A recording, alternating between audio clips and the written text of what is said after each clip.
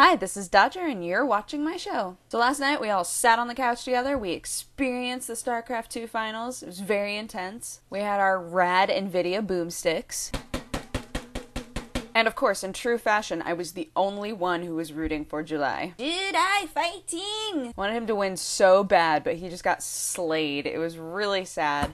But it was fun rooting for him. It was really fun. All of us just like sitting on the couch, being really excited about it, smacking each other with boomsticks, had a great night. So I've gotten a lot of questions about the 3DS, like whether or not I managed to play it, if I played the demo, etc., etc. I did play the demo at GDC. Actually, okay, typically Kotaku is like the last place that I would look to for anything, or like the last place that I would link people to, just because, I don't know, they get a whole lot of stuff, and like 75% of it is stuff that I just kind of ignore and slough off to the side. But so they actually have a really good 3DS review on there that lets you kind of like pick and choose what information you want, what you want them to tell you about, etc., etc. It's all like compacted into one article, which I will link you to in my description. It was really good. I was really glad to see them do it. Very informative. Personally, because everybody's been asking, personally, I've been told that you can get used to the 3D, like, pretty easily, but the thing that I really liked is that on it, I'm looking for something that I can pretend is, okay, so let's pretend that this is the top half of the 3DS, right? So, like, here's the screen, here's our imaginary area where we're messing around. Okay, so I'm messing around, the 3D's on, and I'm like, oh, I don't know if I want the 3D. Oh, good, there's this little toggle right here where I can go, boop, and suddenly it's off. I really, really appreciated that when I was playing. You can, like, and it's a gradient. It's like a volume button, basically. So, like, if you want it all the way up, like, super intense 3D, you just all the way up.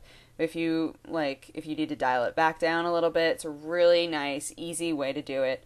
And I really like that it's right there, so that if you decide, I'm really not feeling this right now, you know, just turn it off. Since the 3DS is planned out as having such, like, fantastic graphics, which it does, it's really nice that people who don't really like the 3D element or aren't really going to be into it, like this guy, can turn it off super, super easy. I thought that that was a really good move on their part. I thought that the mechanics, because I played Zelda, and I played Kid Icarus, and Zelda was fine. But the mechanics of Kid Icarus, I felt like I was flailing all over the place. Like, I needed to have my hand on everything, like, just kind of mashing stuff around and hopefully hitting things. I was able to beat the boss in the demo, but it felt confusing to me. It felt like I wasn't sure what I needed to be doing. Even with the dude right behind me going, okay, you need to, if you just press that, and if you need to, and I'm like, I play video games. Like, I'm not a newbie. But I still felt confused while I was playing Kid Icarus. Maybe that was just me. But yes, I was staunchly in the not going to purchase this pile, and now I'm in the, maybe if I have some extra money, I will purchase this pile. Otherwise, it's going to be in the, this is something that I may borrow from a friend later pile.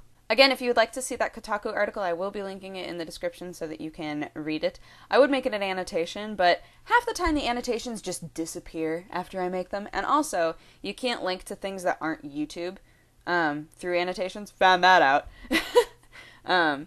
So, like, if I wanted to link to Google, if I wanted to be like, did you know there's this fascinating place called google.com?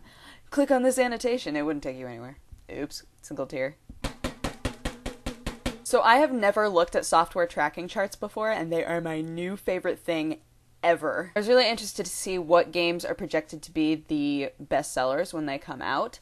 And I found the tracking sheets, and it's crazy. Like, hold on, I'm going to click onto them so that I can tell you what all is on them.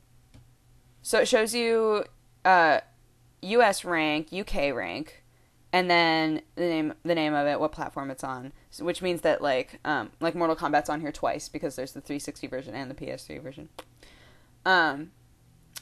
Shows the awareness, purchase intent, recession-proof index, weird, and the release date. Super interesting, right? Because games like Gears of War, which is on the top of both US and UK, which it doesn't surprise me all that much, but it has a very high rating in both sections. Like, people think, I'm still going to be playing this game for a while. Like, I think that it's recession-proof.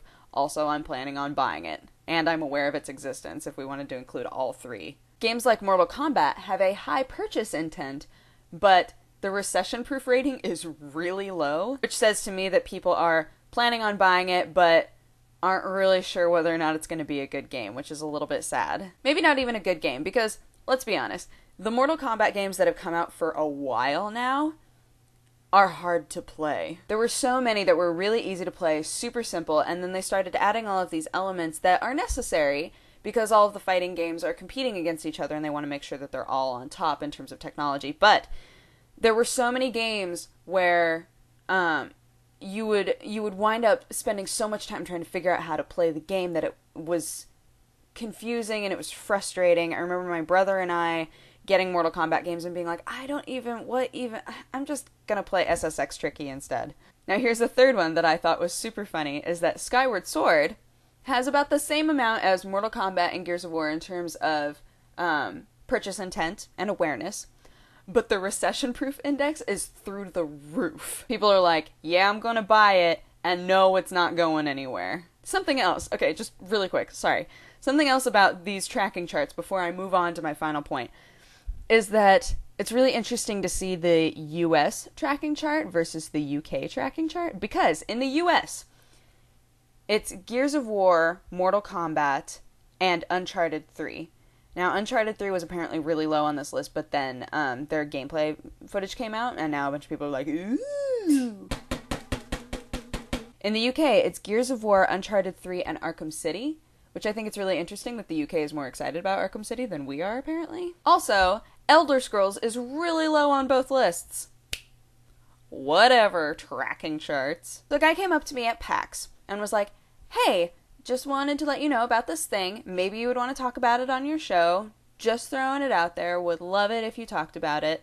And I did some research on it, and I want to talk about it. So they've been talking about making a WoW movie for a really long time, and they're not entirely sure how they're planning it out, what they want to do with it, but some characters have been for sure said that they want them in there, like Lady Sylvanas. So this guy at PAX was saying that his guild leader is a woman named Michele Morrow, who is an actress, and I actually looked at her IMDb and I was like, oh, I've seen movies with her in them. Weird. I went to her Facebook and she's Chief Operations Officer of the Foam Weapon League in Hollywood. I was sold. So the whole point of this is that apparently she really wants the role of Lady Sylvanas, and she was told that she needed to prove that she had the fan base for it, that she was going to be bringing enough viewers in on her own from her own fan base. Apparently she's been practicing the voice, she's been taking archery lessons, but she really needs that fan base. And so they have a Facebook page that's like, if you want to show your support for it, etc., etc., etc., then like this page, etc., etc., etc.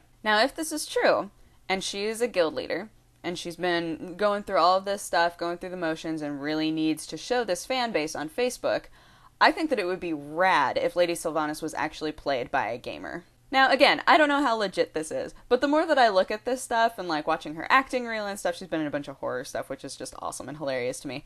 But the more that I think about it, the more it's like, well, if I can like this Facebook page and be part of, a bunch of different random people who happened to make it so that this guild leader, who just also happens to be an awesome actress, gets to be Lady Sylvanas, how sweet would that be? So yeah, if you want to check that out, I'll put a link to the Facebook page on there. And, yeah, again, like, I'm not saying absolutely go do it for great justice, but, it's kind of like, well, if this Facebook page doesn't do anything, then oh well. But if it does, then it's super cool, right? I don't know, I'm a big fan of getting people who really love the project involved, or really love the franchise that the product is coming out of.